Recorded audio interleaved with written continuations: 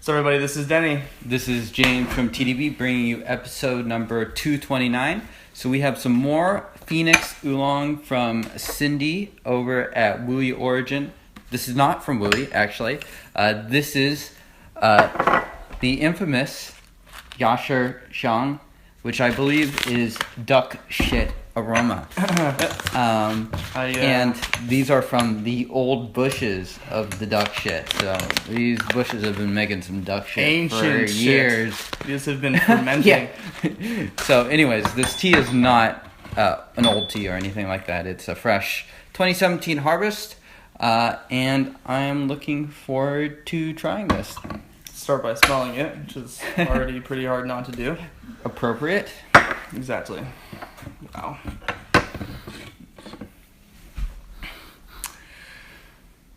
Smells incredibly strong. It smells good. Yeah. Yeah. Smells sweet and. If duck shit smelled like this, I that'd be wonderful. I think. I mean, I think it'd be more cinnamon, sought oatmeal, after. kind of a vibe. Yeah. Sought after. So I'm gonna go ahead and do a high pour. And how many grams of leaf are we using? Yeah, so we're using just around 4 grams of leaf. And as you can see, it already takes up quite a bit of the gaiwan even before we brew it out a bunch. And that's because it's twisted just because of the shape of the leaves. And the leaves are long. Yeah, so big, right. Fluffy leaves. Yeah. Looks like pretty good quality. And it's brewing up pretty nice yellow. It should be pretty light. Clear. Yeah, this might be on the light end. So this will tell us, tell Denny how much he needs to adjust subsequent steeps if he needs to get it stronger or weaker. Exactly. Give it a shot. Yep. Cheers, guys. Cheers.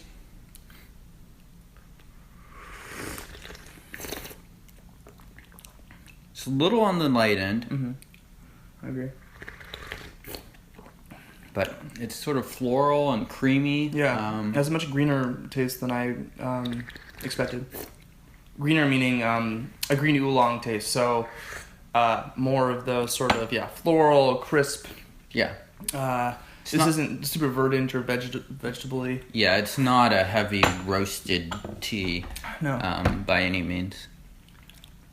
So I'm going to give this a little bit longer this time, but not too much longer. These teas are going to really develop their viscosity and texture really rapidly, and so you definitely don't want to overdo it, especially when you're sort of fresh on your palate and just beginning a session.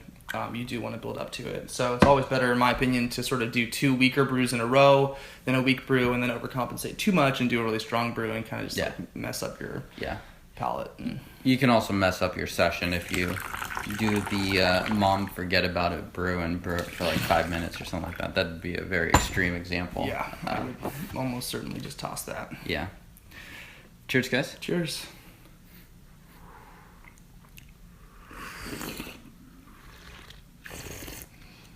Let's take another smell of this too. Yeah, these teas have the strongest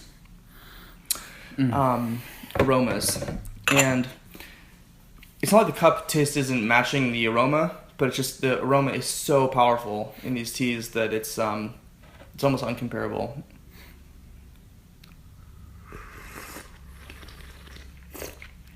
How would something like this do on the classical mom test? I think it would do well. It has a subtlety in it that might be a little bit hard to grasp. Meaning that this tea has it's got a really strong aroma. You might, if you're a mom, you might be a little bit disappointed that it doesn't taste as sweet as it smells. It has a much more minerally green, fresh flavor profile. It doesn't taste really sweet. It tastes sweet, it's pleasant, it's light, but I think this definitely would be one of those teas that might be a yes or no. It's not off-putting. That's kind of the big thing with the mom test, right? Is it going to be like flavors that someone's never had before? Right. This is not. Yeah. No, I think this is more amenable. It's just a little bit a little bit harder to kind of, I think, vibe with potentially. Right.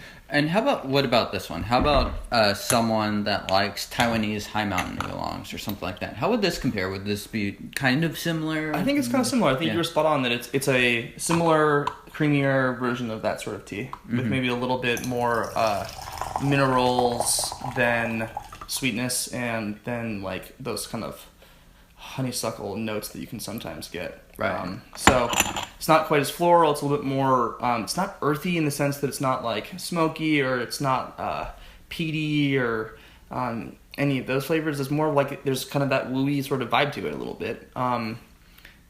So yeah, I don't know. I'm enjoying this a lot. I think this is a great tea. It's just this is one of those teas that I think folks should know what to expect. Yeah. So. Yeah. I think if you like these sort of Phoenix oolongs, this is a pretty decent one to have around. Yeah. Very friendly. Yeah, it is. Yeah. So if you kind of know what you're getting into, it's pretty good. Yeah, and I mean, this is one of those teas that you don't even need to drink. You can just smell this freaking thing, and it'll be as much of a sensual experience as anything else. Sensory. You could also have a sensual experience with this tea. Yeah. We will not be What's covering going on that underneath at the TeaDB. table? Yeah. No. Cheers, guys. So, yeah.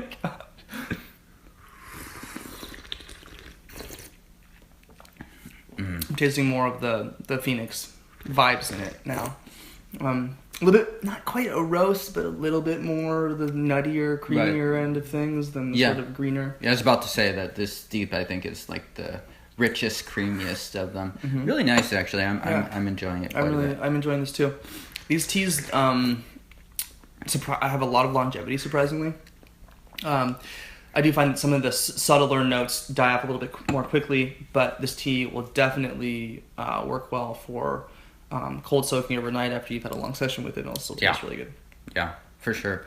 So I think this is one of those yummy teas that isn't for everybody. I think it's the category itself is worth trying. Right, for sure. And I don't know, how do you feel like this compares and sort of fits into that the Phoenix category of oolongs? You know, for me, I like this type of tea. I think it's a really great change of pace compared to what I normally drink. And I think it's a tea that I would serve for guests, even ones that haven't had teas before. I would rank it maybe Taiwanese high mountain as like the most friendly to newcomers. Maybe this is like half a step or a step beneath it. Yeah. Just because it is a little bit more, I don't know, a little bit more narrow in its focus. Yeah. But I do enjoy it quite a bit. That's not a knock on this tea, more just how I would place the individual genres. Yeah, I think that's a great description. So for folks out there who have yet to try Phoenix, this is going to be a great version of Phoenix to try. So I go out there and grab this. Yeah, go check it out over at WuyiOrigin. And they also have Wuyi teas, unsurprisingly, which are also very much worth checking out as well. And I think it'd be fun to do a comparison side by side with a high mountain Alishan or some other high mountain Taiwanese oolong, this, and then a Wuyi. And just to sort of get maybe a larger breadth of the three of the very different types of oolong and see what sort of is what overlap your preference. Is there at all. I think there might be some overlap there. Yeah, and I don't think there's going to be one right answer. I think different people will have different preferences for sure. So we've done a few Phoenixes on the show at this point, given how many freaking episodes we've done. So if you folks want to check that out, you can at tdb.org. Subscribe down below for a weekly video plus more. Yeah, and go check these guys out over WuyiOrigin, as we've talked about. And hit like on our Facebook. Follow us on the Twitter. Follow us on Instagram. Sign into your mom's accounts. And send us and do the same things all over again. Yeah. Cool. Yeah, and thank you guys for watching. We'll see you guys next time. Cheers.